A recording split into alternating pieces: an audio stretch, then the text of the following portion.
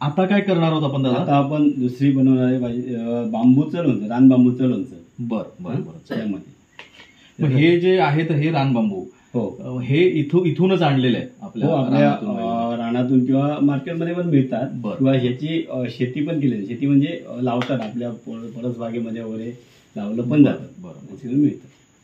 तर थोडंसं तेल,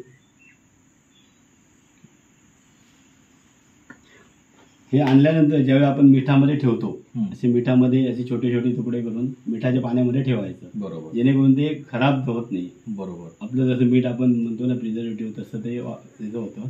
त्यानंतर जेव्हा पण आपल्याला त्याचं लोणचं बनवायचं असेल तेव्हा त्याची अशी 2 कापं करायची कापून आणि थोडंसं चेचायचं त्याला. ते जसं असं चेचून घ्यायचं. बरं बरं. आणि त्यानंतर मग तव्यावर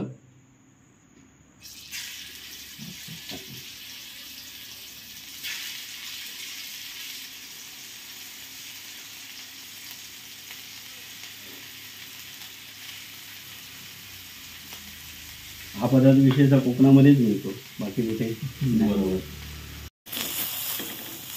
हे खरपूस भाजायला लागते.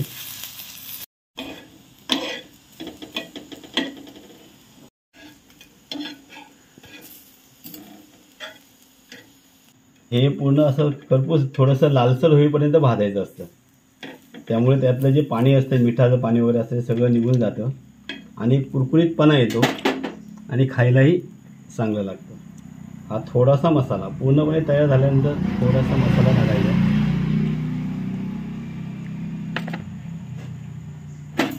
आणि हे तयार झालं आपलं बांबूचं लोणचं.